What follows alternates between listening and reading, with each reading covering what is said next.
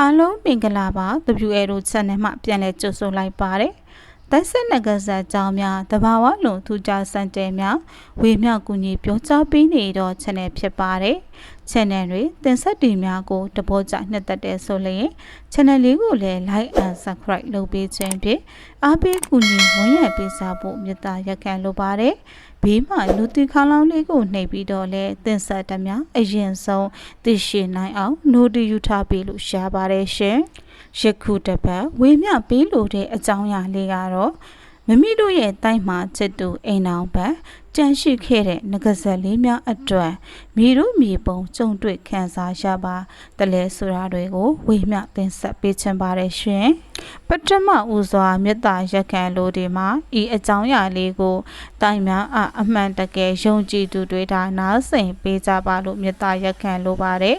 မယုံကြည်သူတွေဟာမိမိတို့ကိုယ်တွေမကြုံရသေးတဲ့၍ယုံကြည်မှာမဟုတ်တဲ့အတွက်အထူးအဆန်းတွေဖြစ်နေမှာသိကြပါတယ်ဟုတ်ကဲ့ပါဒါဆိုရင်အကြောင်းအရာလေးကိုစတင်ချရအောင်ပါ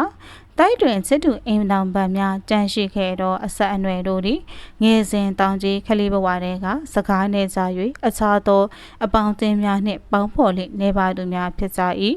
မဖြစ်မနေပေါင်းဖော်မည်ဆိုပါကလည်းတယောက်ခန့်တာရွေးပေါင်းတက်တူများဖြစ်ကြ၏အကြောင်းမှာ၎င်းတို့သည်ဘဝဟောင်း၌ပင်လျင်မိမိတို့၏ချစ်သူအိမ်တော်ဘတ်ထက်မိသူနှင့်မျှပိုမိုသောချစ်ချင်းမြတ်တာမရှိစေရန်တောင်းစုချွေထားသောဂတိပေးထားသူများဖြစ်ကြလိုပဲဖြစ်ပါတယ်တစ်ဖက်တွင်လည်းချစ်သူအိမ်တော်ဘတ်များကထက်ကြမကွာမိမိတို့၏ထံမှတွင်သိရှိနေသည်ကိုမိမိတို့၏မသိစိတ်အမြူတေမှသိရှိခံစားနားတယ်လို့ပဲဖြစ်ပေတယ်နောက်တစ်ချက်ကမိမိတို့ဒီကျောင်းနေအရွယ်တို့ရောက်တဲ့အခါမှာလည်းအများနဲ့တယောက်ဘက်ကွဲကပြဿနာတစ်ခုပြီးတစ်ခုတက်နေတတ်ကြ၏ထူးခြားသည့်အချက်မှာထို့တို့ပြဿနာတက်တိုင်းမိတို့တော်လူစီမှာအကူအညီများရယူခြင်းမရှိဘဲမိမိတို့ဤစိတ်နဲ့တိုင်ပင်သည့်တဘောရှိကြ၏စင်စစ်ဤအရာသည်မိမိတို့ဤစိတ်နှင့်တိုင်ပင်နေခြင်းမျိုးမဟုတ်ဘဲမိမိတို့နှင့်တပါတဲ့ကညိပါလာသောဘဝဟောင်းမှချစ်သူအိမ်အောင်ဘတို့နှင့်မနောစီးကတိုင်ပင်အကြံပေးနေကြခြင်းဖြစ်ကြ၏အထူးသဖြင့်ဂျင်းတဲ့ချက်တဲ့ရောက်သည့်ဒုက္ခအခြေအနေအချိန်အခါမျိုးတွေမှာမိမိတို့၏အတွင်းစိတ်ထဲမှတိုက်တွန်းချက်များကြောင့်ပုဂ္ဂာတိကလွန်မြောက်သွားတတ်ကြ၏ထို့တို့ဘဝဟောင်းမှအဆက်များသည့်ကုညီရာတွင်မိမိတို့အားအတွင်းစိတ်မှတက်ဆင်လှုံ့ဆော်ရမည်များကိုလမ်းညွှန်ပေးသည့်နည်းနှင့်ထို့တို့လမ်းညွှန်တိုက်တွန်းပါကလည်းမိမိတို့ကလိုက်ပါဆောင်ရွက်ခြင်းမရှိကြသည့်အခါမှာအားမလို့အားမရဖြစ်ကြ၍၎င်းတို့ကိုယ်တိုင်ခဏတစ်ပြုတ်ဝင်စည်း၍ဖြည့်ရှင်ပေးတတ်ကြသေး၏တို့ကြောင့်မိမိတို့၏ဘဝမှာမိမိတို့၏ပုံမှန်တံဟန်ပန်အမှုရာတို့သည်တစ်ချိန်နှင့်တစ်ချိန်မတူညီကြဘဲကွဲပြားနေသည်ကိုမိမိတို့ကိုယ်တိုင်တောင်နားမလည်နိုင်ဖြစ်ကြရ၏နောက်ထပ်ထူးဆန်းသောအချက်မှာမိမိတို့၏ရှောင်းလန်းရာဘဝလမ်းကြောင်းတစ်လျှောက်တွင်အခက်အခဲများကင်းရှင်းစေဖို့အတွက်မိမိတို့အားစံကောင်းခြင်းလူချင်းလူခင်ပုံများခြင်းမိမိတို့၏မျက်နှာကိုမြင်လိုက်သည်နှင့်မိမိတို့၏အဆိုကိုလက်ခံခြင်းစသဖြင့်မိမိတို့ဘက်မှအားစိုက်စရာမလိုအောင်ကူညီပေးတတ်ကြသေး၏တို့ရာတွင်စံအားကောင်းသည့်အတွက်စံကျင်ဘက်လိန်တို့ကိုလည်းဆွဲဆောင်နေသည်မှာဤအရာဤ side effect တစ်ခုလိုတောင်ပြောရမလို့ဖြစ်နေတတ်ပါတယ်ဤတို့စံကျင်ဘက်လိန်တို့ကိုဆွဲဆောင်နေသည့်အတွက်အမျိုးသမီးဆိုပါကစစ်ခွေပန်ခံရခြင်းများအမျိုးသားများဖြစ်ပါကမိန်းကလေးတို့ဤရေလာမြောင်းပေးခံရခြင်းများကြုံရနိုင်သည့်အတွက်အသက်နိုင်ဆုံးထိမ့်သိမ့်တမတော်ကကြပေလိမ့်မည်ထို့တို့ထိမ့်သိမ့်ခြင်းမရှိဘဲပြန်လဲချစ်ကြိုက်ခြင်းရှုပ်ပွေခြင်းများရှိပါကငကိုရှိရင်ဆွဲစံများကိုလည်းပိတ်သက်ကြ၏နောက်တစ်ချက်ကလက်များကိုပါပိတ်သက်ကြ၍ငကိုအစဉ်ပြေနေသောအလုပ်များတည်ပင်လျင်အခက်ခဲမျိုးစုံကြုံတွေ့ကစီးပွားရေးများကျဆင်းသွားသည့်အထိဖြစ်သက်ကြ၏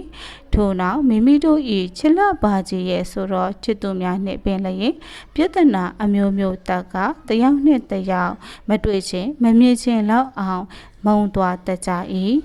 တို့တော့မိမိတို့ဤဘဝမှာကြာဆုံးမှုများအမျိုးမျိုးနှင့်ရင်ဆိုင်ကြုံတွေ့ရပြီးနောက်အနားတွင်မြေတို့တဦးတယောက်များမရှိတော့ဘူးဆိုပါလျင်၎င်းတို့သည်ထပ်မံရောက်ရှိလာကြ၍ပြန်လည်ကူညီပေးကြပြန်၏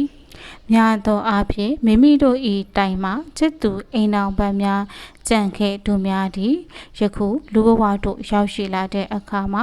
၎င်းတို့ကမိမိတို့ကိုလင်မယားကဲ့သို့လာရောက်ပေါင်းတင်နေတိုင်းတတ်ကြ၏တယောက်နှင့်တယောက်တော့အနေငယ်ကွဲပြားခြားနားမှုရှိလာ၏ထို့တို့ပေါင်းတင်ရာတွင်အိမ်မက်မက်တကယ်တို့ဖြစ်တတ်၍နေ့စဉ်နေ့တိုင်းသိရှိရသူလည်းရှိသလိုရန်ဖန်ရန်ခါမှအတိပေးတတ်သူများလည်းရှိကြ၏အချို့များဆိုလုံးဝမသိအောင်နိုးသည့်အချိန်တွင်ထိုကိစ္စနှင့်ပတ်သက်သည့်အကြောင်းအရာများကိုသိစိတ်အားတပါးတည်းပိတ်ထားသည့်များလည်းရှိတတ်ကြ၏ထို့သောလင်မယားအဖြစ်လာရောက်ပေါင်းတင်သည်ကိုအချို့သောသူများကအိမ်မက်အဖြစ်သိရှိသူများလည်းရှိကြ၏ထိုသူများသည်အပြင်လက်တွေ့ဘဝတွင်တကယ်ခံစားရသလိုခံစားရတတ်၏အချို့များဆိုနိုးလာသည့်အခါပင်ပန်းနွမ်းနယ်ခြင်းစိတ်မှိုင်းခြင်းကိုယ်လက်ကိုက်ခဲနာကျင်ခြင်းများပင်လျင်ကြုံတွေ့ခံစားရတတ်ကြ၏ထို့သောဘဝဟောင်းမှချစ်သူများကလာရောက်ပေါင်းတင်သည်မှာအချို့များဆိုအပြိုလူပြိုဘဝကလေးကဖြစ်တတ်ကြပြီးအချို့များကြတော့အိမ်အောင်ကြပြီးမှသာလျင်မိမိ၏လက်ရှိလူဘဝအိမ်အောင်ဘက်တို့ကိုမပေါင်းနိုင်အောင်တယောက်နဲ့တယောက်မတိတ်အောင်အမျိုးမျိုးခွဲပြီး၎င်းတို့ကသာလာရောက်ပေါင်းတင်နေထိုင်တတ်ကြသူများလည်းရှိကြ၏လက်ရှိလူဘဝတွင်လက်ထပ်ထားသောအိမ်တော်ဘက်များသည်မိမိတို့နှင့်လင်မယားကဲ့သို့ပြုမှုခြင်းမရှိဘဲမောင်နှမကဲ့သို့နေထိုင်လျင်ထိုအိမ်တော်ရေးကို၎င်းတို့ကမနှောက်ယှက်ကြတော့ခြင်းသည်၎င်းတို့၏ချစ်သူအပေါ်ထားရှိသောချစ်ခြင်းမေတ္တာ၏အတ္တပင်ဖြစ်၏၎င်းတို့၏အစွဲအလံသည်ဖျားပွင့်သည့်အထိ၎င်းတို့ချစ်ခင်သောချစ်သူနှင့်သာရာသက်ပံလက်သွဲ၍သာသနာပြုကြရန်စိတ်ဆန္ဒပြင်းပြကြသူများဖြစ်ကြ၏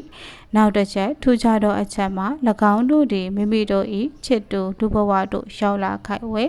အထီးမကြံစေဖို့အဖို့ပြုနိုင်စေဖို့လူဘဝမှအိမ်အောင်ဘက်နှင့်ကလေးယူရန်လည်းတိုက်တွန်းကြ၍ကလေးမွေးဖွားပြီးသည့်အခါမှာလုံးဝပေါင်းဆက်လို့မရအောင်လူဘဝမှလင်မယားချင်းကိုခွဲပစ်တတ်ကြ၏